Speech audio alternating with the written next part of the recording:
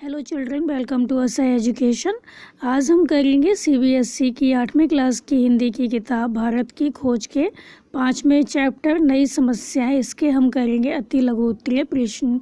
तो इससे पहले हमने आपको करवाए थे अति लघु उत्तरीय प्रश्न, उससे आगे के हम करेंगे आज। तो आपका अगला क्वेश्चन है, अकबर का व्यक्तित्व कैसा था। तो जो अकबर था बहुत अधिक आकर्षक था और वो साहसी था तथा कला और साहित्य का शौकीन था और वो योग्य सेना नायक भी था। अगला क्वेश्चन है आपका, अकबर का शासनकाल कब से शुरू हुआ और कितने समय तक रहा। तो अकबर का जो शासनकाल था वो 1556 ईस्वी से शुरू हुआ और 50 वर्ष तक उसका जो शासनकाल था वो चला। अगला क्वेश्चन है, जहांगीर को आधा मुग़ल और आधा हिंदू राजपूत क्यों कहा गया।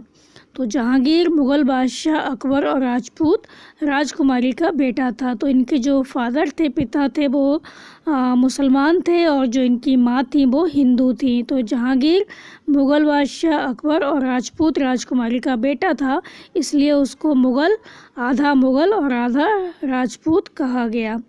अकबर को किसके दमन में सफलता नहीं मिली।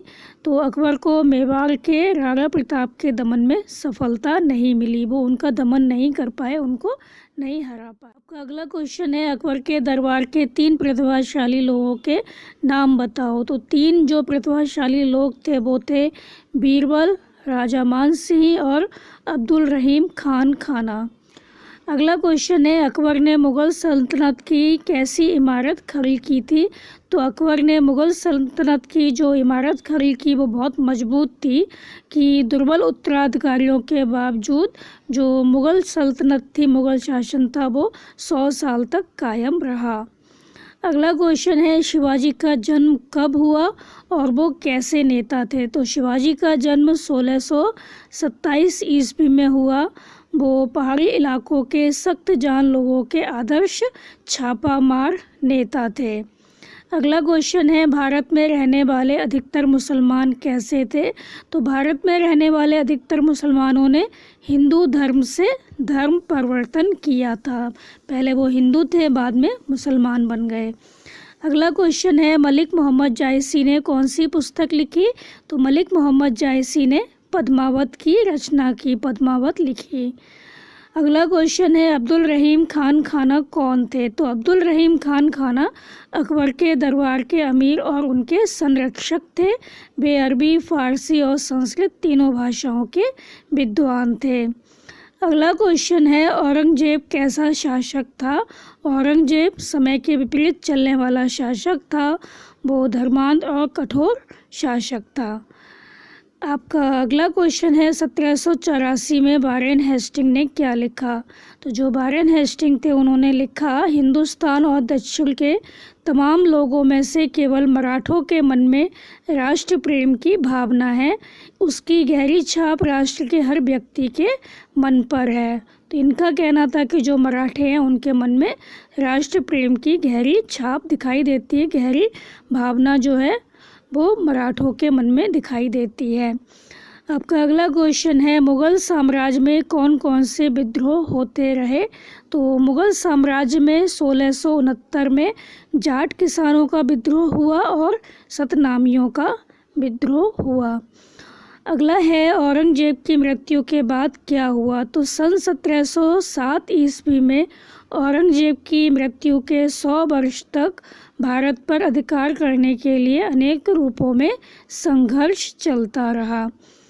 अगला क्वेश्चन है, भारत पर दावा करने वाले 4 दावेदार कौन थे। तो 4 दावेदार थे मराठे, दक्षिण में हैदर अली और उसका बेटा टीपू सुल्तान, फ्रांसीसी और अंग्रेज। आपका अगला क्वेश्चन है, सन 1739 में उत्तर पश्चिम में क्या बवंडर उठ खड़ा हुआ। तो सन 1739 में ईरान का नादिर शाह दिल्ली पर टूट पड़ा। आपका अगला क्वेश्चन है, नादिर शाह के हमले का क्या परिणाम हुआ।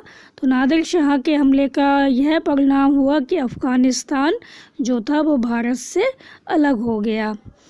अगला क्वेश्चन है, महाराज रणजीत सिंह कौन थे। तो महाराज रणजीत सिंह जाट सिख थे, उन्होंने पंजाब में अपना साम्राज्य कायम किया था। अगला क्वेश्चन है, टीपू सुल्तान को अंग्रेज़ों ने कब परास्त किया? तो 1799 ईस्वी में अंग्रेज़ों ने मैसूर के टीपू सुल्तान को परास्त किया, पराजित किया।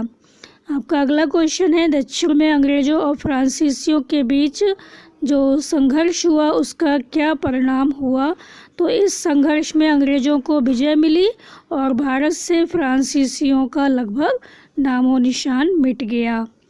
अगला क्वेश्चन है, शहाबुद्दीन गौरी कब दिल्ली के तख्त पर बैठा? तो शहाबुद्दीन गौरी दिल्ली के तख्त पर 1192 ईस्वी में बैठा था। तो ये थे इस चैप्टर के कुछ अति लघु उत्तरीय प्रश्न। तो आपकी जो बुक है भारत की खोज, उसका हमने लिंक दिया हुआ है डिस्क्रिप्शन बॉक्स में, आप उसको खोल के देख सकते हैं। तो सारे चैप्टर हैं वो आपके उसमें आ जाएंगे, प्लेलिस्ट आ जाएगी उसकी, तो आप उसमें से सारे चैप्टर देख सकते हैं। और जो चैप्टर है उसको आप अच्छे से सुनिए और याद कीजिए, और जो ये क्वेश्चन आंसर है इसको भी अच्छे से समझिए। और कोई भी क्वेश्चन होता है उसको भी क्या करते हैं, एग्ज़ाम में घुमा फिरा के दे देते हैं। तो आप घबराइए मत, ऐसा नहीं है जो हमने क्वेश्चन बोला है वही क्वेश्चन आएगा, उसको घुमा के दे सकते हैं, उसको कुछ अलग तरह से दे सकते हैं। तो आप पहले क्वेश्चन को समझिए, आंसर सबका एक ही होता है। जो क्वेश्चन है उसको आप समझिए कि क्या पूछा गया है, उसके बाद आप आंसर लिखिए। और जो चैप्टर है उसको भी आप अच्छे से सुन लीजिए ताकि आपको कोई भी क्वेश्चन करने में दिक्कत नहीं आए। तो आप इसको अच्छे से समझिए, याद कीजिए, और हमारे चैनल असा एजुकेशन को लाइक कीजिए, सब्सक्राइब कीजिए और शेयर करना मत भूलिए। Thank you.